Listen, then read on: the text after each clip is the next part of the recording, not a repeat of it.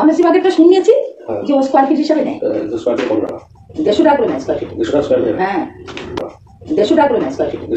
হ্যাঁ ওকে দরকার নেই, আমাকে 80 টাকা করে দিলেই আমার হয়ে যায়। 80 টাকা আমাকে 80 টাকা করে দিলেই আমার হয়ে যায়। 80 টাকা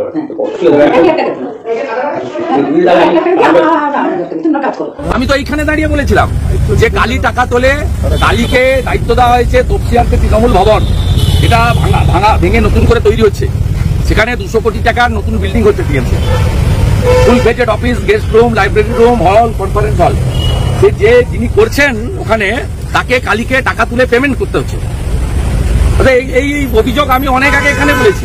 কালীর 7টা ফ্ল্যাট আছে, পার্থ চ্যাটার্জি অপার থেকে বেশি, হাওড়া থেকে, গড়িয়া থেকে, নিউ টাউন থেকে 7 ফ্ল্যাট আছে। এই তো আমি আপনাদের আগে বলেছি, আপনারা বাকি খবর বলছেন, অপোজিশন লিডার আগে বলে গেছি।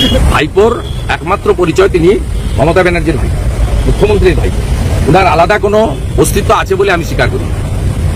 অতএব মমতা ব্যানার্জিকে বাদ দিয়ে ওনার নিজস্ব কোনো কিচ্ছু নেই। আর আমি নিজেও মনে করি যে মমতা ব্যানার্জি কখনোই তার ভাইপোর উপর নির্ভরশীল নন, কার্বাইড দিয়ে কাঁঠাল পাকানোর মতো। আমি অনেকবারই বলেছি, ক্ষমতায় আসার পরে প্যারাশুটে নামা অথবা লিফটে ওঠা নেতা কখনো ন্যাচারাল লিডার হতে পারে না। অভয়ার বাড়ি থেকে রিয়াক্ট করতে হয়েছে যে ইন্দিরা মুখার্জি মিথ্যাবাদী, লায়ার।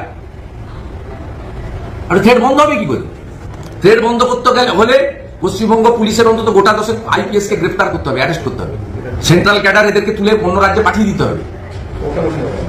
আপনি যদি এদের কোমর ভাঙতে না পারেন প্রশাসনিক আইনগত ভাবে, তাহলে কোনোদিন এই থ্রেড কালচার বন্ধ হবে না। দেখুন, এটা সম্পূর্ণ বেআইনি কাজ এবং পুলিশের যে নিজস্ব হ্যান্ডবুক আছে, ট্রেনিং এর যে রুলস আছে, সেটাকে ভায়োলেশন করা হচ্ছে। আপনাদের মনে আছে আরজিকর ইনসিডেন্টের পরে 14ই আগস্ট যে রাত্রিবেলা পুলিশের আপনার নিষ্ক্রিয়তার জন্য যে ঘটনা ঘটেছিল, তারপরে আপনার একটি মহিলা পুলিশের ছবি কলকাতা পুলিশ এবং রাজ্য পুলিশের হ্যান্ডেল থেকে দেওয়া হয়েছিল। সেই মহিলা পুলিশ তার ট্রেনিং সমাপ্ত না হওয়ার পরেও তাকে কিন্তু ওই দিন মিডনাইটে 14 আগস্ট আপনার ডিউটিতে আরজি করে পাঠানো হয়েছে। আমি তো ছবি দিয়ে প্রমাণ করেছি, তার উত্তর কলকাতা পুলিশ, রাজ্য পুলিশ দিতে পারেনি। এবং ওই মাননীয় মহিলা পুলিশের হাতে একটি জখম হয়েছিল, জখমটা তৃণমূলের গুন্ডারাই করেছিল, যারা আরজিকর এমার্জেন্সি ভাঙতে এসেছিল, সেমিনার রুমকে ভাঙতে এসেছিল, তারাই মেরেছিল, কোনো জুনিয়র ডাক্তাররা বা অন্য কেউ করেনি। সেদিনই আমি এটা সামনে এনেছিলাম, তাতে সেটা তো প্রমাণ হয়ে গেছিল। এবারে তার বৈধতাটা সরকার করে দিল যে ট্রেনিংও করবে, ডিউটিও করবে। এবং হসপিটালে সিভিক ভলেন্টিয়ার্স যে নিয়োগের এজেন্সির মাধ্যমে বিষয়টা, সেটা তো আমার নতুন করে অভিযোগ করার কিছু দরকার নেই। আপনি সুপ্রিম কোর্টে অনারেবল চিফ জাস্টিসের লাইভ ভিউ দেখেছেন লাস্ট হিয়ারিং এর দিন। সেখানে কথা উঠেছে, এই সঞ্জয় রায়ও তো সিভিক ভলেন্টিয়ার, সেখানে কথা উঠেছে এবং মাননীয় কপিল সিব্বাল, যিনি রাজ্য সরকারের লয়ার, তাকে বলতে হয়েছে রাত্রি সাথী স্কিমকে আমরা প্রত্যাহার করে নিচ্ছি। এবং এই প্রতিবাদটা তো আগে আমি অ্যাসেম্বলিতে করেছিলাম। যেদিনকে ফাঁসির বিধান দিয়ে আইন আনা হলো, সেদিন মাননীয় মুখ্যমন্ত্রীকে তার বক্তব্যের সময় তিনি যখন বলছিলেন যে মহিলাদের রাত্রি কম ডিউটির জন্য রাত্রি সাথী আনা হয়েছে, প্রতিবাদটা তো আমাদের বেঞ্চ থেকে উঠেছিল। আমরাই বলেছিলাম যে সমানাধিকার রাত্রি, সেটা পরে প্রত্যাহার হয়েছে। এক্ষেত্রে 15 তারিখে আমার 15 বা 16 এক্স হ্যান্ডেল দেখে নেবেন, ট্রেনিং এ থাকা মহিলা পুলিশকে ব্যবহার করেছে পশ্চিমবঙ্গ পুলিশ। তার বৈধতাটা সরকারি নোটিফিকেশন করে আনার ব্যবস্থা করা হয়েছে যে ট্রেনিরা ডিউটিও করবে, ট্রেনিংও করবে।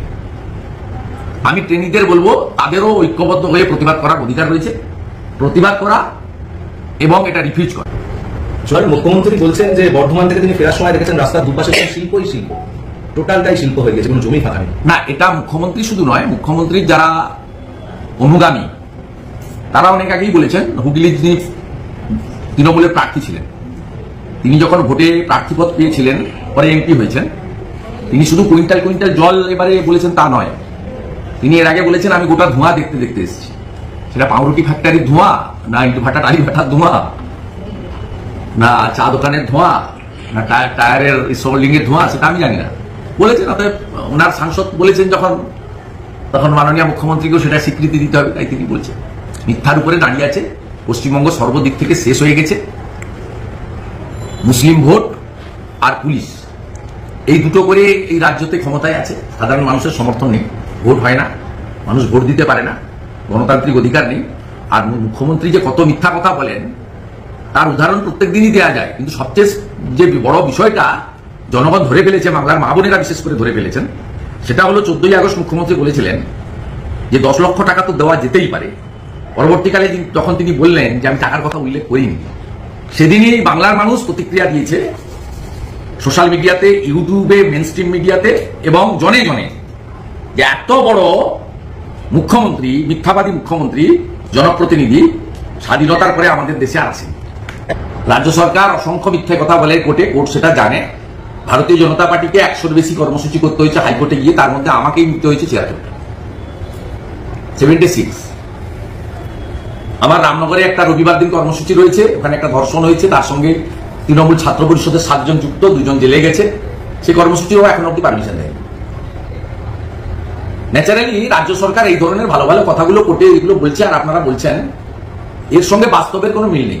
রাজ্য সরকার বিরোধীদের কণ্ঠরোধ করে,